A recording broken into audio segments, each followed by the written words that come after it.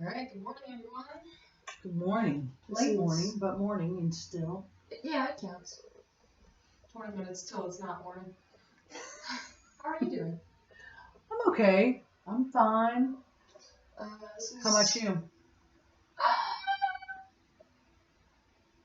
I'm okay, I think. Whole thing with the Backstreet. I can't even. You can't even say it. Backstreet Boys? Backstreet Boys tour. Backstreet Boys are still on tour. They are getting closer and closer. So, I am not a fan of Backstreet Boys. I think I like one of their songs. Don't they do that Tell Me Why song? Is that NSYNC or is that the Backstreet Boys? That song. I like that song. That's the Backstreet Boys. I think it is. Okay. State never tracked it. I like the Backstreet Boys. Just not the euphemism. Just not them used as a euphemism for the virus. For the plague. Yeah, right. Anywho, this is coffee and bullshit. Yep. With Sue. And Pierce. Clink. So what's on our? We've started actually, at least attempting to have talking points. Yeah, so we're not just talking about the same old stuff. Seems like all the time. Yeah, because we will. Well, not you. I feel like you're definitely one of those situations where we can have the same conversation like 7 times. Yeah. And it doesn't really get old. No. I just like talking to you. I like talking to you too. How nice is that? Mm-hmm. But on our talking points today, we have Bake Off because The Great British Bake Off. Great British Bake Off. Because because there's nothing to add. Prue and Mary Berry are just amazing. Yes, Prue, Mary Berry, and Paul Hollywood are all incredible chefs or bakers. They're different things. But yeah, so I've actually finished all, but I've been watching it backwards. And I finished all but the first 3 seasons. Yeah. Yeah. I managed to get through another season last night, which is how I've been doing it. Maybe not the healthiest thing, but I have just been kind of marathoning my season. Because once you get started, people start getting eliminated, you get invested. It's like, who's next? Oh my god. The people that I like, and there's always like, they start off with a dozen, right? And you always get down to, there's like generally about 4 that you like. And I don't mean you personally, I mean like someone in general. 4 that you kind of like get attached to. Yeah. And they're kind of like your finalist for. Right. Oh my god, and when they're eliminated, it's brutal, isn't it? Yep. I've had it happen 3 times, I think now, where in the middle of the season, my favorite baker gets eliminated. And it's been in the middle of the season every time but one, and that one time was a quarterfinal that they were eliminated. And I was like, didn't even make it to the semifinal. Low blow. But, what with the Backstreet Boys on tour, it's certainly given me time to consider what I would like to be my quarantine activity. You know, I picked up guitar, and then I put guitar back down, and then I picked guitar back up, and my guitar hasn't left its case in almost 2 weeks. Good. So, the guitar's back down. And I just kind of haven't really been able to pinpoint. Everyone's got these things that they're like, oh, I'm learning how to do this during quarantine. Right. I'm taking quarantine to learn how to do this. And I've not learned how to do anything. But inspiration has hit. And now it's time to bake. Or just do sweet stuff in the kitchen. I want to bake. Cookies, cakes, breads, but then also, creme anglaise and custards and meringues. I want to make a gâteau so bad. As soon as Paul Hollywood explained what a gâteau was, especially specifically the Black Forest gâteau, yeah, I was like, Oh, well, I simply have to learn how to do that. Problem is, it's definitely not one of the easy recipes. So I've got a fair bit to go, but... And you don't really watch Bake Off. I have a hard time watching Bake Off because I am doing the ketogenic diet and I love to bake. Like, at your age and even younger. About 13 I started baking and I just adore it. And you're also definitely the reason that I like baking so much. Right. Because I was always the little kitchen helper. Right. So, but now that I'm doing keto stuff, it's really hard for me to watch the baking because I love cake and I love pie and I love cookies. And you just can't beat a meringue. And a meringue is one of those things where there is no substitute. There's no substitute. You have to have the sugar. It's the chemistry. Yeah. If you use artificial sweetener, it just doesn't work. It goes flat. Yeah. It doesn't hold those stiff peaks you want to see in the meringue. Right. I'm learning terminology. Things like stiff peak and soggy bottom are starting to get on my radar. Since I've been working my way backwards, I've just recently hit the Mary Berry phase. And, well, I feel like everyone, British or otherwise, has an enormous amount of respect for Mary Berry. If you know who she is. And if you don't, then you should, and then you'll have an enormous amount of respect for her. Yes. Pardon me. But you never hear, I didn't realize how much of a thing that was, like, very specific to her. The soggy bottom problem. She is always the one who's looking for someone to have a wet ass on their cake. Ew. Because soggy bottom. Which, when I first started watching the show, I was kind of like, I don't really mind if my cake is a little soggy. It depends on the kind of cake for sure. But the kind of cakes I like are usually cakes that are served with, like, sugared fruit. Like syruped strawberries or whatever. Masticated fruit and stuff like that. And that, your cake's gonna be soggy. Because of liquid. Yeah. But they'll do challenges on Bake Off where they'll tell someone to do a drizzle in a sponge. Mm-hmm. And then they'll get mad because the sponge is too wet. And I understand there's a balance, but... So here's the thing. You can have, like, your syrups and stuff, like, soak into the top. It can't get all the way through, or the sponge kind of, if it's gone all the way through, then the sponge has kind of disappeared. Once you make a sponge or a cake, that layer, it has to be, like, taken out of the pan within a certain amount of time. Like, you have to let it cool enough so that it's solid enough to move, but you don't want to just leave it in there to cool because the steam will get it around the bottom and will, like, make your cake wet. Yeah, so well. And then you have a wet ass. Yeah, and then you know that Mary Berry somewhere is disapproving of you, and I just don't think I could live with that. You just can't have that. Yeah. So she could see you. Yeah, I don't doubt that. Especially Paul Hollywood. That dude's got eyes of like piercing blue eyes that can see everything forever. They'll be doing a segment like things are starting to get tense, the bakers are starting to run out of time. And Paul has this habit where he will just walk around and watch people. What a Boston. And he'll stop at a station and just look at him. And Paul Hollywood, for those of you at home who haven't seen the show, he's got a face that he makes. And the dude must be amazing at poker. Because every time he makes this face, I can't tell if he's about to say something's the worst thing he's ever tried, or if he's about to give out a handshake. Right. I just can't tell. And he does it on purpose. So he'll stop at sections, and he'll just stop and kind of make this face with, like, this half smirk, like, okay, buddy. To the bakers.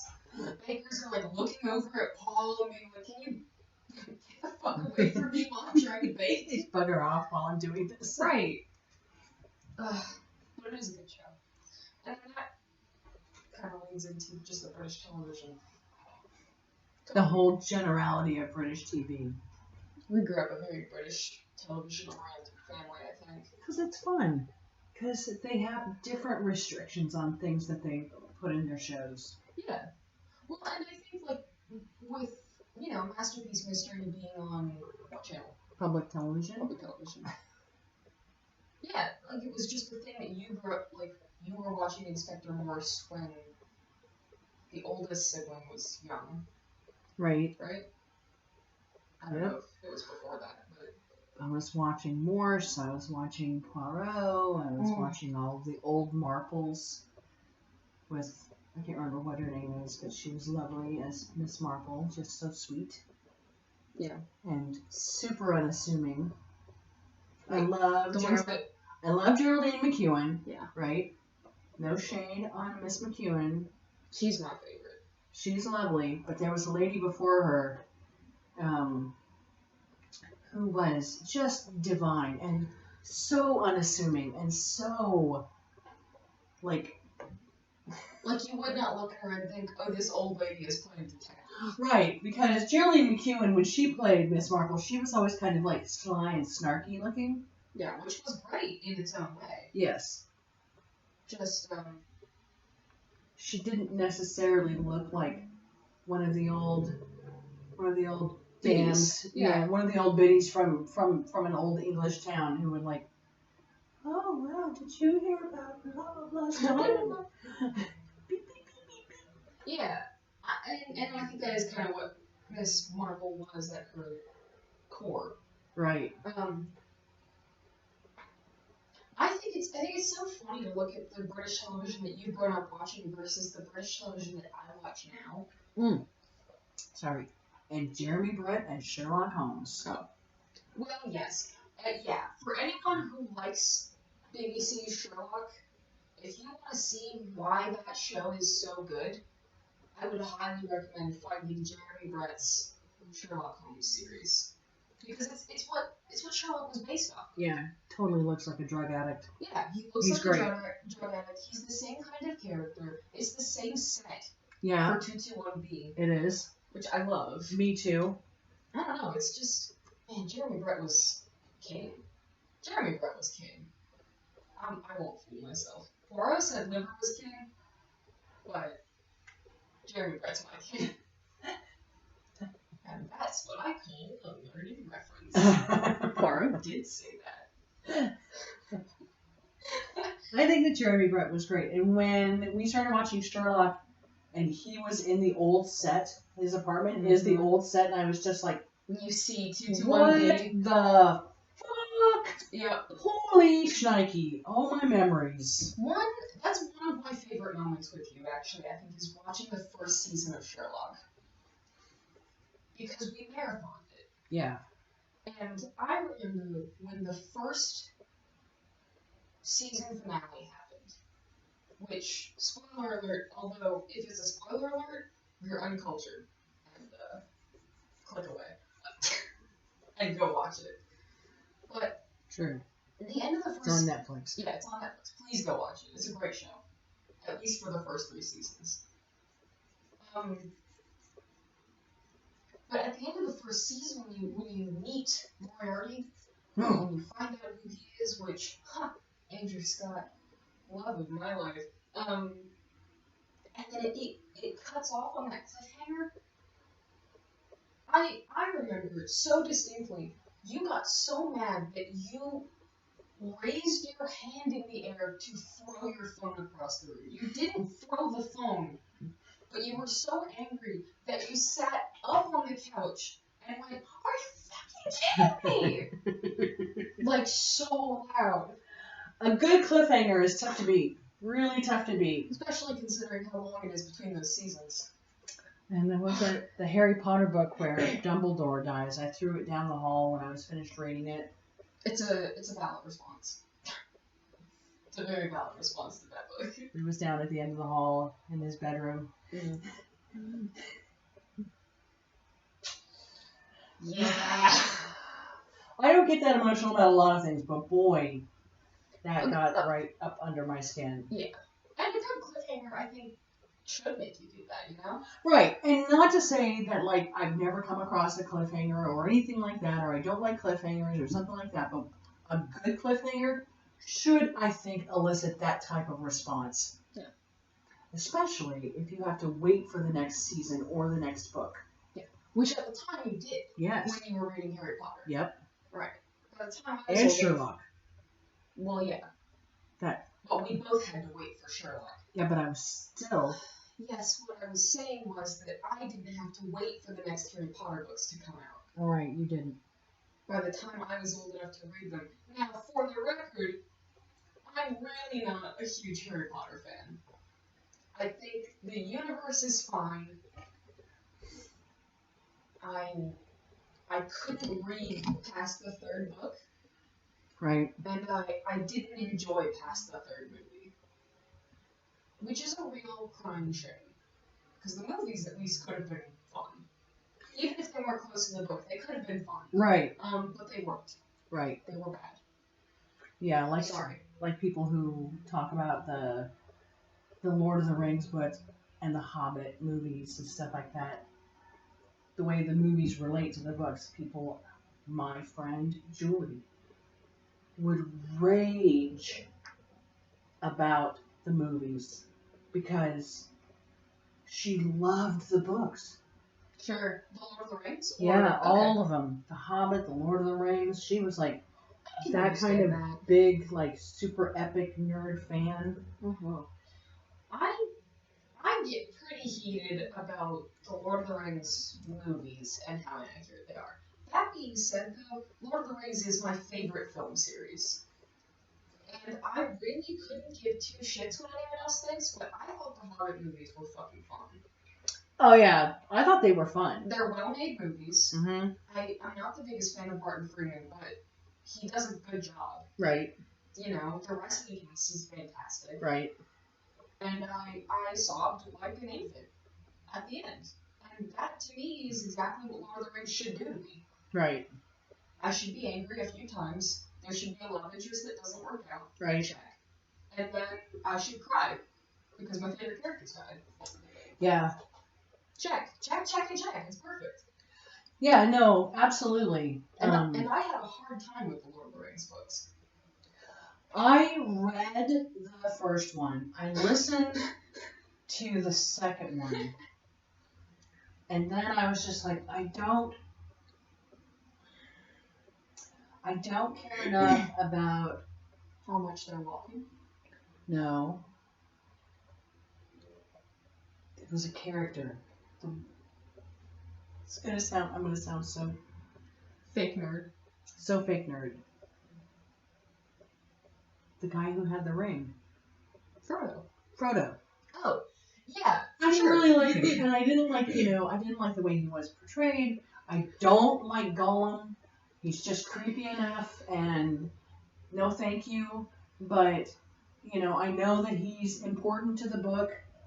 It's just that, like, I've seen enough of the story that I don't want to deal with him anymore. So I had already seen the movie several times when I started listening to the Two Towers. I was like, well, let me see if I can see, if I like the difference or whatever. Mm-hmm. And I was just like, I don't really care. Yeah, I didn't make it through, I think, any of Lord of the Rings books except for Return of the King. See, and I should listen to Return of the King just because I thought that part of the story was so epic, And that's, yeah. I mean, you know that Frodo is, like, on his way to go dump the ring. You gotta do it. And if you know anything about the books, he makes it. And it's like, okay, great. Like we were expecting otherwise. Right.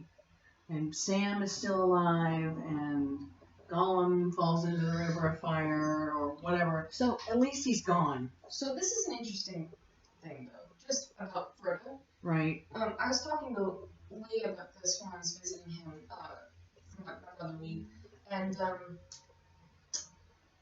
he brought up a very point, which is that Frodo is really not actually the main character of the story.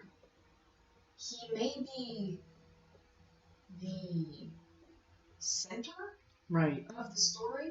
But Lee brought up a really good point, which is that if you look at the whole series, Samwise is the protagonist, not Frodo. Huh. Samwise is the character who is consistently a good character. He is consistently holding the story together, and he's consistently likable. And I love Elijah Wood more than I love most actors. But he does always look like he's about to cry, and while that may have been fitting for Frodo, it made him so annoying to watch. Every single Frodo, I still skip. Yes, and that's like the whole thing with how angsty Harry was in the Harry Potter books. Same deal. Oh. He's not actually the main character. Books like that where the main character ends up being unlikable, you can always look at a different character and go, oh, they're the protagonist. Right. Or in Harry Potter, you could look at two other characters and say that. I wouldn't. I'd look at Hermione because, as far as I'm concerned, Ron can suck my ass. I fucking hate Ron. I hated Ron since like the third movie. I didn't hate Ron. They turn him into such an asshole in the books and in the movies. Like, he just ends up being this jealous shithead, and then all of a sudden everything's fine at the end. You can't talk to your best friend and be like, hey, I have a crush on Hermione, and it bugs me how much you guys hang out. Fucking communication, dude. Nobody can read your mind. That's not a thing wizards can do. Right. I don't think. I don't know. I'm not a huge fan. Correct me if I'm wrong, but I don't think wizards can read each other's minds. But I digress. I did want to say how funny it is looking at the British television that like you and Lee grew up watching versus the kind of stuff that like Lee and I watch now. Right. Because it's so funny how it's turned around from the old Masterpiece Mystery. It was very much Masterpiece Mystery. Inspector Morse, Inspector Lewis, Endeavor now. Which my heart. Yeah, which there's supposed to be a next season coming soon. I'm so excited. It's been released in England, I think. Oh, then I actually might be able to get it legally. I think the whole season 7 has been released there. It just hasn't hit America yet. It's not on BBC America or whatever they're gonna like charge you for. But it's been on. We've gotten all 6 seasons on Amazon. Yeah. Oh yeah, for sure. So I'm looking for season 7 to come up so that I can get it and we can find out what happens with our boy. I love Endeavor, and I love those Masterpiece Mystery shows. There's so much to be said for them. Right. Pardon me? Bless you. But I think because of that, it makes the British television I watch now so funny because, yes, Bake Off, right? But also, like, besides Bake Off, it's either Big Fat Quiz of the Year, or QI, or 8 out of 10 Cats Does Countdown, or Was It Something I Said? And those are all panel shows. It's so weird how my taste has turned from like the murder mysteries over to just... Here's what I find really interesting about watching British television and like the game shows and QI and stuff like that.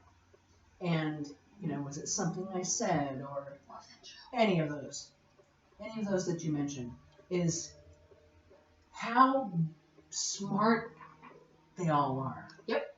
Almost all of them. I won't say all of them because every once in a while you can I love Noel Fielding with all my little heart, but he doesn't know the most. He doesn't know the most. He's very funny. And the things he does know are really impressive. Yes. The fact that Noel Fielding knew that in the 90s Kiss released a line of coffins. Did they? Is that the thing that we were talking about? Kiss last time? You caskets. never told me what it was. Yeah. Beautiful. Right.